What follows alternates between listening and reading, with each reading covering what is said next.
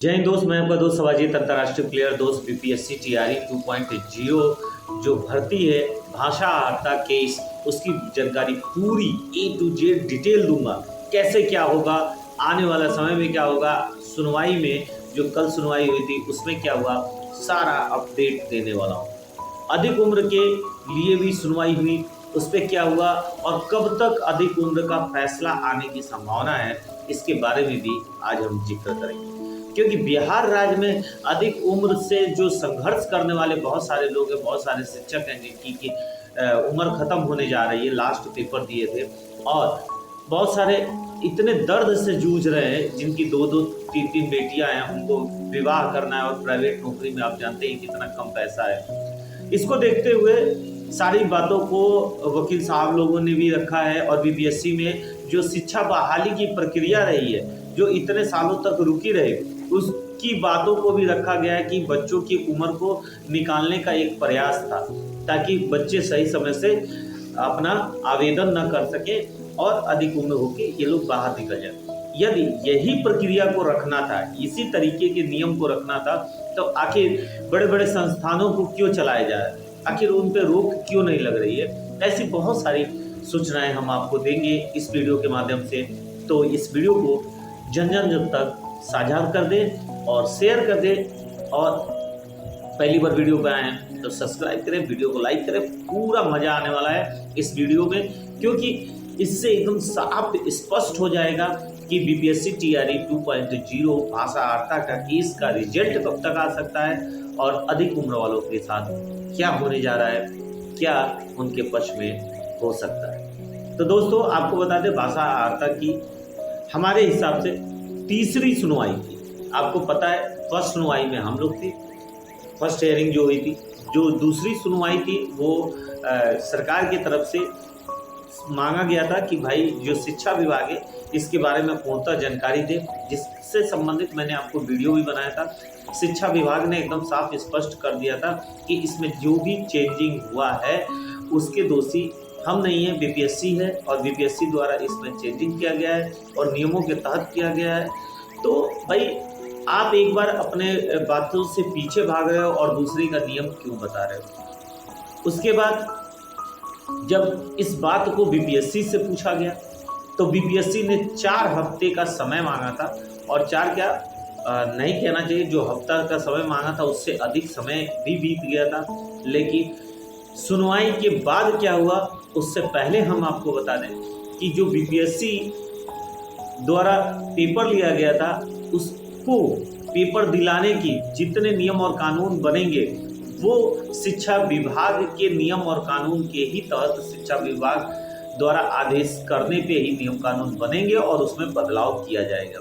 यानी दोषी एक नहीं दोनों हो सकते, और ये दोषी साबित करेगा पटना हाई कोर्ट।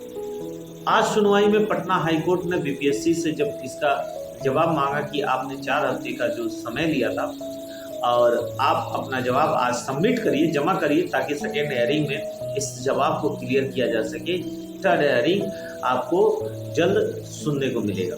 तो जब 4 हफ्ते के बाद भी बीपीएससी से जो जवाब तलब किया गया था उसका लेटर जमा करने की बात कही गई, तो उसने और 4 हफ्ते का समय मांगा, जिसपे जो शिक्षकों की तरफ से वकील ने अपनी बातों को रखा कि श्रीमान, इनको पूर्व ही 4 हफ्ते का समय दिया जा चुका है, जो कि अब वो समय सीमा खत्म होती है, और इसके तहत इनको अपना जवाब आज सबमिट करना था, जमा करना था।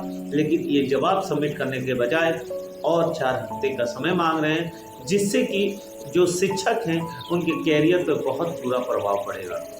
इसके साथ साथ वो शिक्षक जिनको बीपीएससी के माध्यम से नियुक्ति प्रमाण पत्र दे दिया गया, ट्रेनिंग करके ज्वाइनिंग की है, उनकी भी अवैधता का क्वेश्चन सामने खड़ा हो जाएगा, और बाद में जो कोर्ट है सुप्रीम कोर्ट, उसमें भी ये केसेस चलती रहेंगी, तो जिससे दोनों ही पक्ष प्रभावित होंगे। इसलिए इनसे निश्चित समय के लिए, एक समय के तहत जो कोर्ट द्वारा दिया जाता है उतने में इनको अपना कागज सबमिट करना होता है, लेकिन ये आज भी समय की मांग कर रहा है। जिसके पश्चात जो जज साहब थे हमारे, उन्होंने बीपीएससी के जो हमारे वकील साहब हैं उनसे इन बातों को रखा, फिर भी सुनवाई तो होनी है, फैसला तो होना है। जब तक सामने वाला अपना जवाब सबमिट नहीं करेगा या 1 से 2 मौके उसको नहीं दिए जाएंगे उसके जवाब सबमिट करने के, तब तक पटना हाईकोर्ट आगे नहीं बढ़ सकता है। तो इसलिए पटना हाईकोर्ट के हमारे जज साहब ने उनको 2 हफ्ते का समय दिया है और ये निश्चित समय दिया गया है, इसके बाद आपको किसी भी प्रकार का अलग से टाइम पीरियड नहीं दिया जाएगा। आपको जवाब सबमिट करना होगा कि आपने खेल खत्म होने के बाद जो रूल में बदलाव करके और हारे हुए को जीत दे दिए और जीते हुए को हार दे दिए, ये किस नियम के तहत किए, उसका जवाब आपको हर हालत में 24 जुलाई 2024 को सबमिट करना होगा। याद रखिए 24 जुलाई 2024 को सबमिट करना होगा और ये हर हालत में अब बीपीएससी को सबमिट करना होगा, क्योंकि आखिरी अवसर बोल के इस अवसर को दिया गया है। उसके बाद पटना हाईकोर्ट अपने जजमेंट पर आ जाएगी।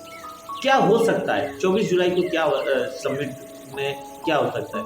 जो शिक्षा विभाग नियमों का जवाब दे रही थी, हवाला दे रही थी कि इस नियम के तहत सरकार को अधिकार है कि वो नियम में बदलाव कर सकती है, लेकिन वो ये भूल गई कि जो संवैधानिक नियम लिखे हुए हैं वो मेन पक्ष में किसी भी प्रकार की छेड़छाड़ नहीं करने का एक जिक्र है, उसको पटना हाईकोर्ट सुनेगा और उस पर जजमेंट देगा। इससे पहले भी इलाहाबाद हाईकोर्ट में ऐसे केसेस हो चुके हैं और जिसके तहत जीत भी शिक्षकों की ही हुई है जो सही शिक्षक थे। और अभी आपने देखा बंगाल में भी जो केसेज हुई उस पर भी जीत जो हुई सही शिक्षकों की हुई। बिहार में अभी एक केस पे आपको याद होगा 10,709 पदों पे जो भर्ती हुई थी उसमें भी जीत शिक्षकों की हुई। और आप किसी भी पोर्शन में, मेन पोर्शन में तो छेड़छाड़ कर ही नहीं सकते, दूसरा चीज, और ये मेन पोर्शन का भाषा आहार का पार्ट था, तो आप इसको छेड़छाड़ कर ही नहीं सकते। दूसरा चीज, यदि किसी भी प्रकार की चेंजिंग करना है तो पेपर से पूर्व करें, पेपर के बाद नहीं करेंगे। तो इसको देखते हुए आप ये मान के चलिए जो थर्ड हेयरिंग होगी, और वैसे तो अगर कहा जाए कि अगर ये थर्ड हेयरिंग में ये लोग अपना जवाब सबमिट नहीं कर पाते हैं तो पटना हाईकोर्ट इस पे कोई भी फैसला ले सकता है। इसके अलावा अगर ये अपना जवाब सबमिट करते हैं तो उम्मीद है कि आपके सही तरीके से अगर कार्य होते हैं तो कोई कहा जाता है कोर्ट के फैसले को कोई क्लियर नहीं कर सकता कि कब तक आ सकता है, लेकिन संभावना यही है कि जवाब जिस हिसाब से हम समझ रहे हैं ये लोग उसके बाहर तो सबमिट कर ही नहीं पाएंगे, क्योंकि इनके पास और कोई जवाब ही नहीं है। तो रिजल्ट आप अगस्त या सितंबर में उम्मीद करिए कि पटना हाईकोर्ट द्वारा फाइनल जजमेंट देने की संभावना है और फाइनल जजमेंट आ सकता है। इसके अलावा जो लड़के अभी तक बैठे हुए हैं कि भाषा आर्ता का क्या हुआ, अधिक उम्र का क्या हुआ, भाई उनके तक वीडियो को जरूर शेयर करिए, और जब तक शेयर नहीं करेंगे उनको भी जानकारी नहीं होगी। और हर एक बिहार के व्यक्ति, नए युवाओं तक इस वीडियो को शेयर करना पड़ेगा, ताकि हर एक बिहार का युवा जग सके, हर एक वो गार्जियन जग सके जो कि अपने बच्चे को एक बड़े सपने के रूप में देखता है, और जब बच्चा सक्सेस नहीं हो पाता है सरकार की गलतियों के कारण, तो वो लोग बच्चे को दोषी मानते हैं। तो ऐसे किसी भी बच्चे पे दबाव न पड़े, इसी में बच्चा आके गलत हरकत कर बैठता है और वो अपने जीवन से हाथ धो बैठता है या कहीं गलत कार्यों में आगे बढ़ जाता है। तो कृपया कर मैं अनुरोध करूंगा कि हर एक गार्जियन तक शेयर करिए कि गार्जियन को पता हो सके कि उसका बच्चा तो तैयारी कर रहा है लेकिन दोषी सरकार है, और इसके कारण केस भी आगे दर्ज होंगी बहुत सारी सरकार के ऊपर। देखिएगा इसकी भी जांच होगी और बहुत सारे ऐसे पक्ष रखे जाएंगे शिक्षकों की तरफ से जो कि ये गलत किए हैं।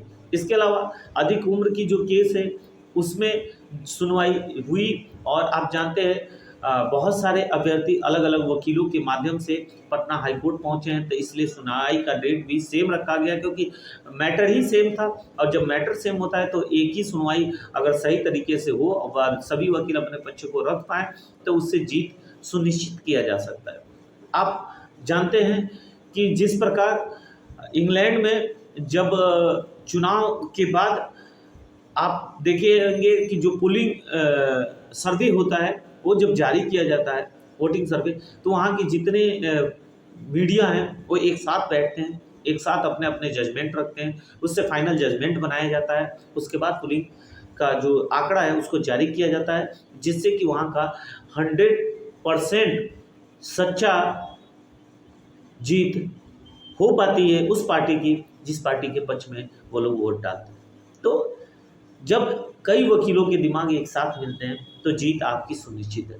और क्या हो सकता है, अब इसकी हेयरिंग की डेट 16 जुलाई 2024 को रखी गई है और जिस दिन मेरा जन्मदिन भी है, और मैं उम्मीद करता हूँ उस दिन अधिक उम्र वालों की जीत हो, और मैं दुआ करता हूँ कि मैं अपने जीवन का 1 वर्ष और बीत जाएगा।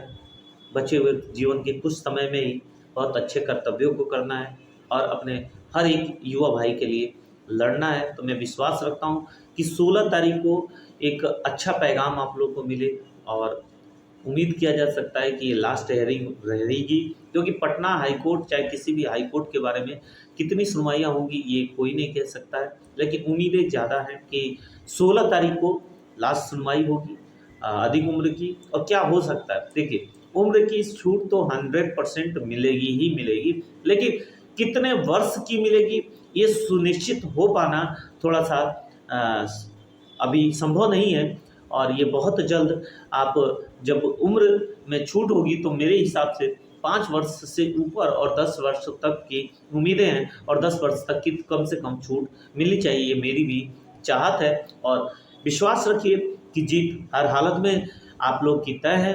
बस मेहनत और लगन लगाए रखिए।